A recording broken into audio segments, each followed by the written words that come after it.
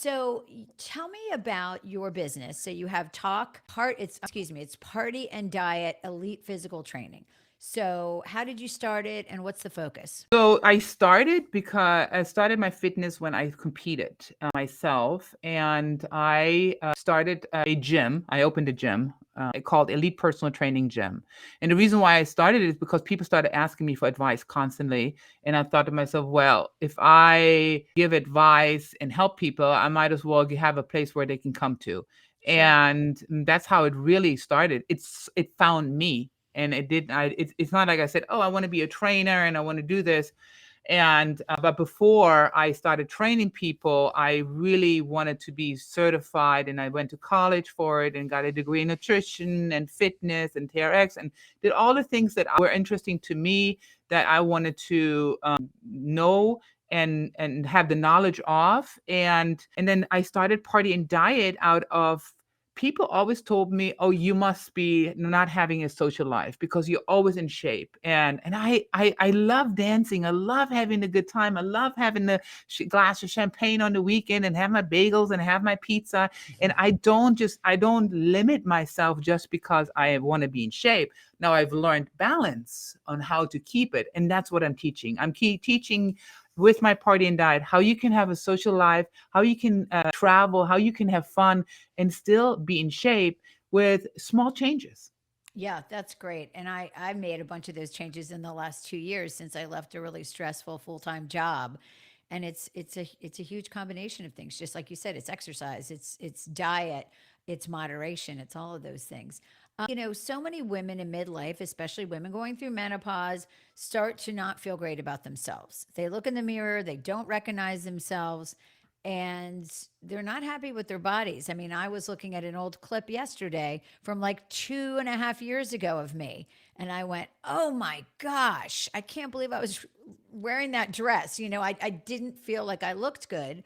And again, I've done a lot of work since then. But how do you approach women who are in that space and try to help them kind of get over that hurdle? Well, I come from a place of experience because I every year since my 40th I do a photo shoot for myself because I believe you need to celebrate yourself and whatever makes you feel good. And to me, taking pictures and feeling good in my own skin was one of those. And I remember last year when I was 50 and turned 50, something changed. And my no, it was 51. My 51 hit last year because I'm going to be 52 this year. It was my skin all of a sudden was not as tight, and I was holding more water, and I was like, something's happening. I already was going through irregular periods, and now I've hadn't had my period in over a year, so I'm in full throttle of menopause. I'm allowed to officially say it. It's like a badge of honor here. Yeah, And yeah. but it was a change. It was like it was really messing with my mind as far as, whoa, how can I handle it? And then I took a step back and said, okay, let me take a look at what I'm doing. And I really think that it can, if you don't take action, it can make you depressed. And we look at being ageless, right? And it doesn't really exist, but we can slow it down, right?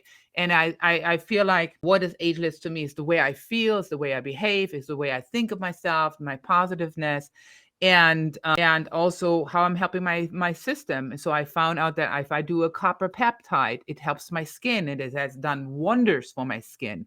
And if I do some DHEA supplementation or some boron supplementation, so I've been studying what my second menopause means to me, and not my second menopause, my second puberty means to me, and a lot of affirmations, slowing down because the fog brain is real. I had to learn, okay, I'm going through all these hormonal changes, and my body needs love and a little more reassurance, a little bit more understanding of what I'm going through. So basically I'm relearning my body right now. And I think when you look at it as relearning instead of thinking, oh, it's over, I'm falling apart, I don't have no chance of getting back into shape, I think that's when you give up. And I think you have to be really careful not to listen to that negative set of mind, which it goes on 24/7 a day. We have to constantly talk to ourselves, especially going through menopause, because you will be get more tired. But it's okay. A lot of women don't even know that they're supposed to sleep 9 to 10 hours. We've been trained so long that, oh, we can get away with 6 hours. No, that's actually not true. Men, all the studies have been done on men. They can sleep 6 to 8 hours and get away with it. Women need to sleep 9 to 10 hours, and we need recovery time. We need to slow down, but we have learned to wear all these hats, and now all of a sudden, time says, well, you can't wear all those hats. Right. You can't do it all at the same time. Right. You know, it's interesting when you said ageless, what does it mean to you? So, what I define it as when I go and talk to groups is it means I'm not going to be defined by my age. So, whether I'm 50 something or 30 something, don't say I'm not old enough to do something or I'm too old to do something. So, I kind of define it for all women as, I'm not a number. I'm who I am. And I thought what was interesting, you talked about slowing down. So my experience as a runner was that I was starting to get a lot of injuries. And I had been doing boot camps and running my whole life without injuries. And then I started to get injuries. And so I started getting really intentional about yoga because I said, I've got to stretch and I'm not doing it. And I need more stretching than just the 2 minutes I do. And that changed a lot of things for me. In addition to that, I added in a dance class because I said, I need to have some fun. I mean, I enjoy running. I have social running groups, I have biking groups, I have hiking groups, but I wanted to have just something fun. And so that's why I took a dance class. Talk a little bit about how the different seasons of our lives we have to evolve with our fitness, right? It's not one thing for our whole life. Oh, absolutely.